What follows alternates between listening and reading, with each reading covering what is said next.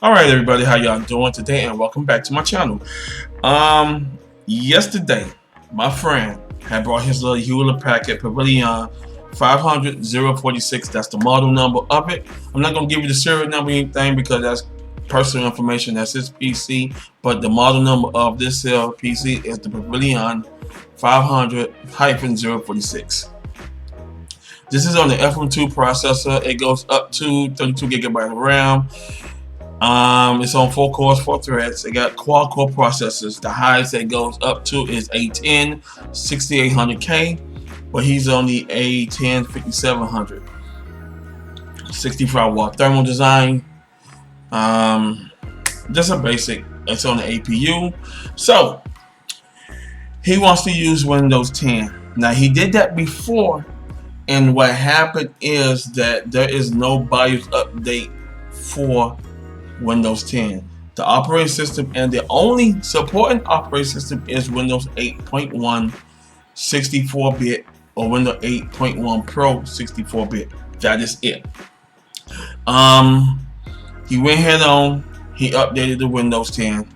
The first time it crashed. The whole driver folder was corrupted, and I did my research and I went to the website. And I found out that there has no Windows 10 update on the BIOS version. So I brought it, I reset it back to Windows 8.1 Pro. Later on down the line of last year, that's when I fixed it, he went ahead on and put Windows 10 back on it again. And it boots up. But here's the thing, he has no USB or audio functions on his laptop. His PC is all USB pairs, the keyboard, the mouse, etc.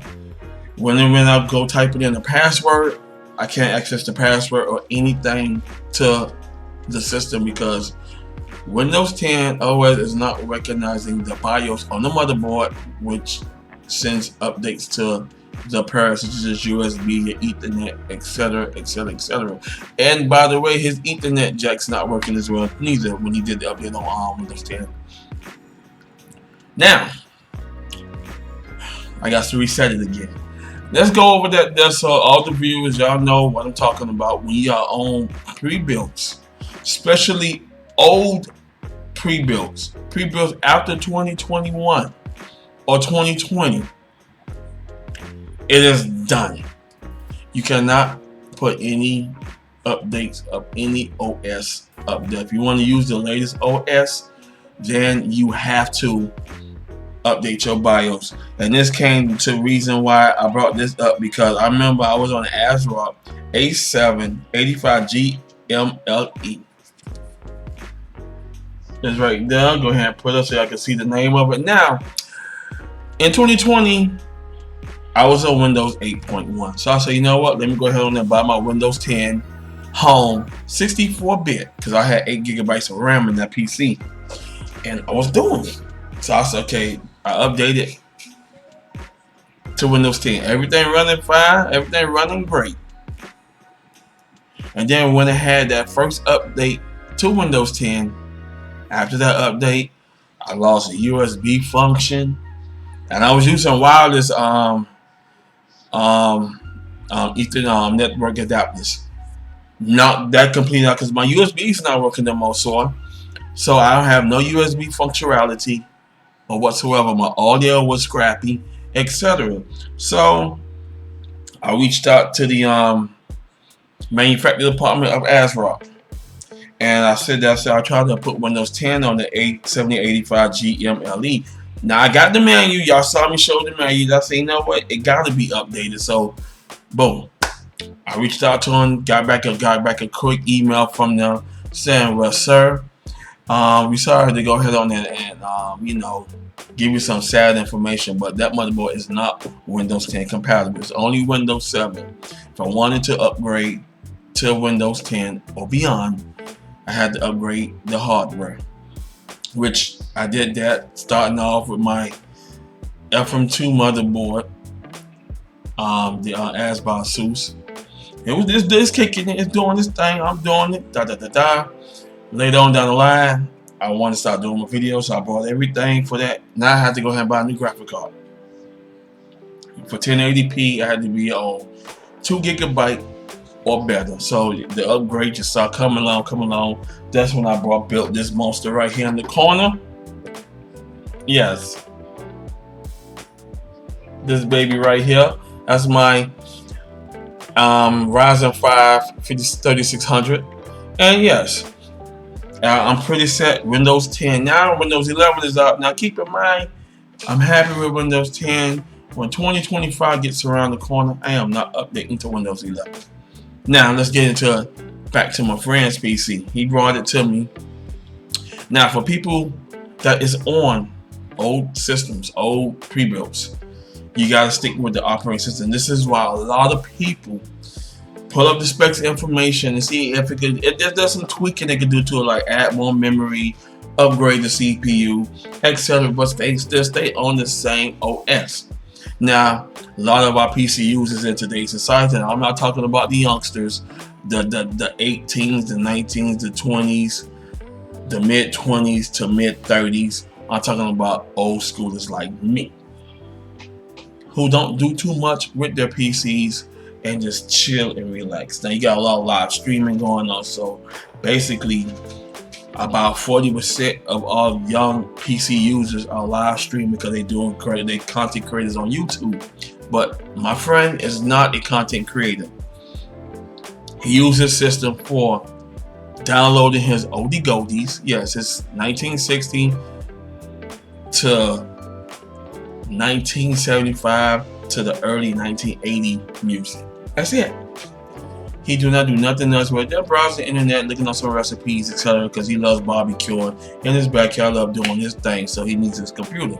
So now let's get into the specs of this here. Just like I said, it's the Hewlett Packard Pavilion 500-046 desktop. As you see, the warranty status is done. There's no warranty status. Everything is pretty much done with this PC, and let's go into the BIOS update. Now, he's on Windows, so any PC you can put on his Windows, and his versions are Windows 8.1 64-bit and Windows 8 64-bit. That is the only operating system you can put on this PC. No Windows 10. You can put Windows 7, but they're gonna tell you to upgrade it anyway. So, but the BIOS is pretty much done. I'm gonna go ahead and click the 8.1 64-bit, and it's gonna go ahead and pull up the detected. We'll go to all drivers, and here it says this is the BIOS. Only 2 BIOS. HP System Desktop BIOS update for 2013. This is a 9-year-old PC. Pavilions 500 AX PCs models with the 2AEO ROM family. That's it. It didn't say BIOS update for Windows 10, for system drivers, etc. Now, just like I said, he already updated Windows 10. It did came back on. He was getting a user login error information. It wasn't allowing him to log in. So they say shut it down and reboot it. He brought it to me. I rebooted it up. It brought up this page. Now, here's the funny thing. I has no USB access. All the USBs, because you can only connect on USB keyboards, USB mouse, etc. With that, all his board drivers don't exist on Windows 10. They are obsolete. So now what I'm going to do is I'm going to build him a new system.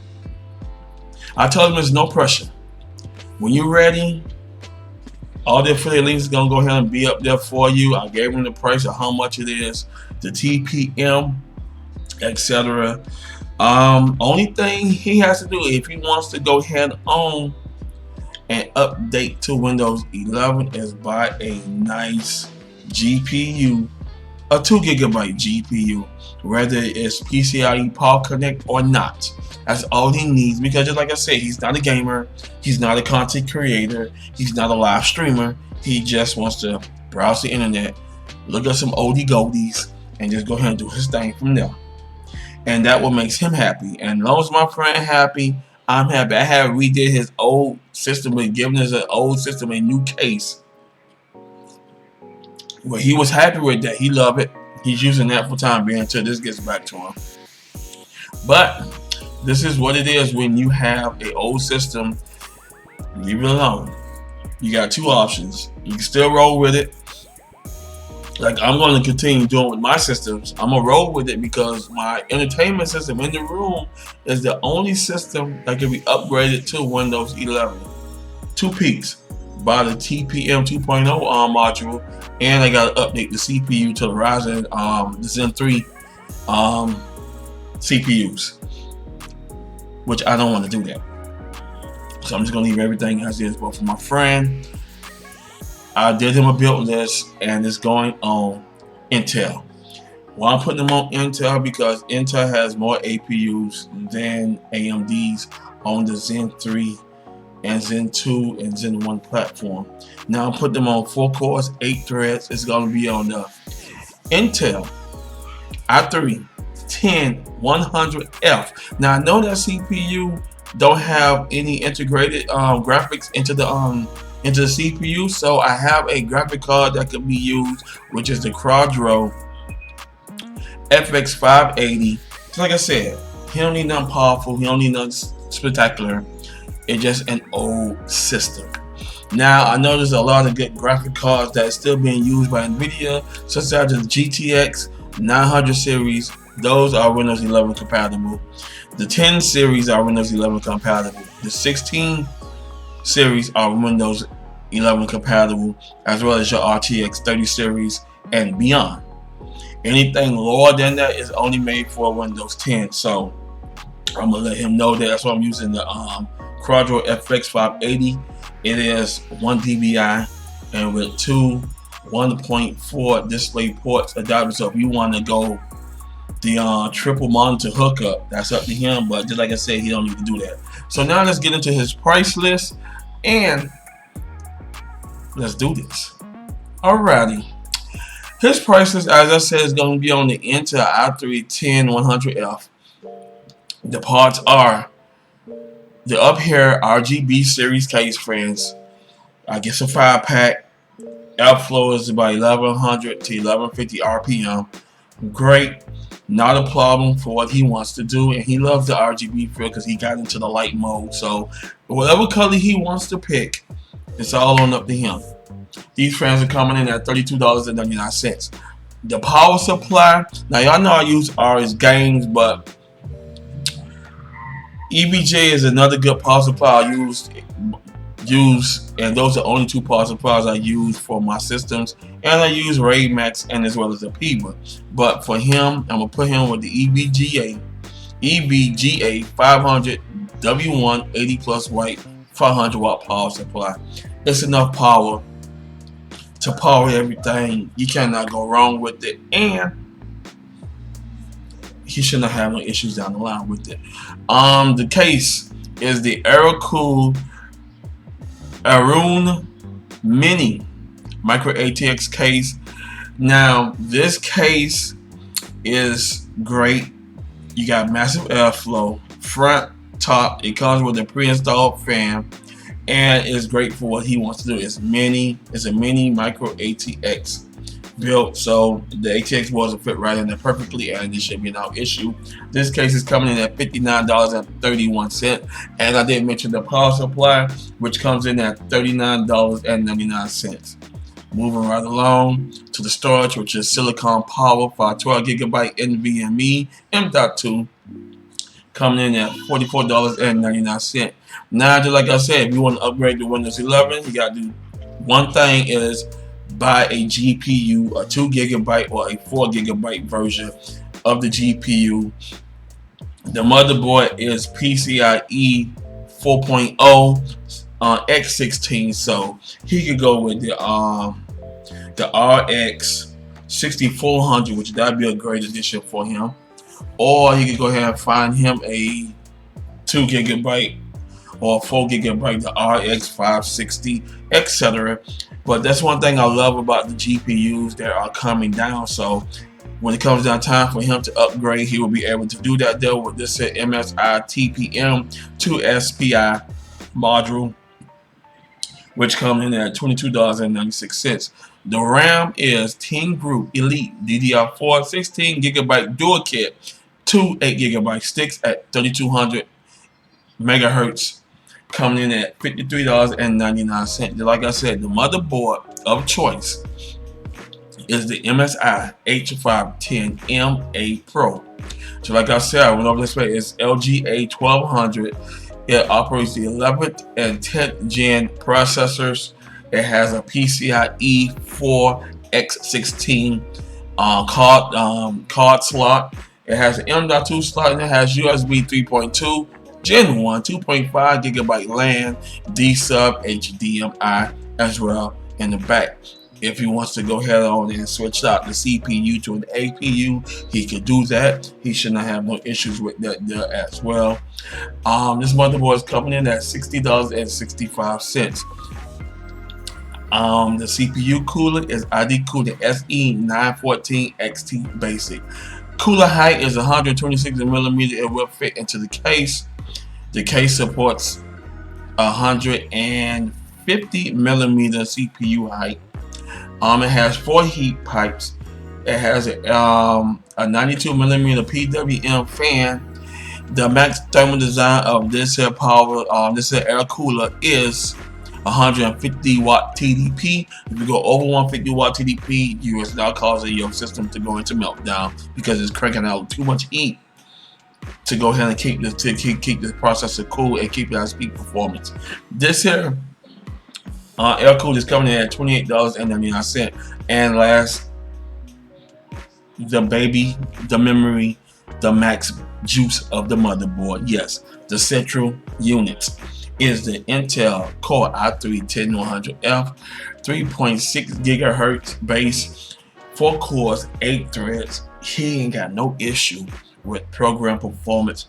This is gonna go ahead and rock for him, and it's gonna go ahead and do his thing. Now this processor is on the low for $78.91. You can't go wrong with that. Now the whole total of this build is $422.78. Just like I said, I have the GPU, which is the Quadro FX 580 GPU, DVI, 2 display ports, 1.4, and you cannot go wrong with that. And if he wants to go ahead on and upgrade to Windows 11, the only thing you have to do is find him a GPU that is Windows 11 certified, because he has the TPM 2.0 module to switch everything over. I'll be turning all that on in the BIOS when he orders the parts and sending everything over for me to build it. And I cannot go wrong with that. Now, to all the viewers, and I just went over the parts of my friend's PC build. For a basic build, do y'all think this is a good basic build? Post your comments in the comment section below so I can read it. I want to hear y'all thoughts of it. So like I said, he's not a gamer.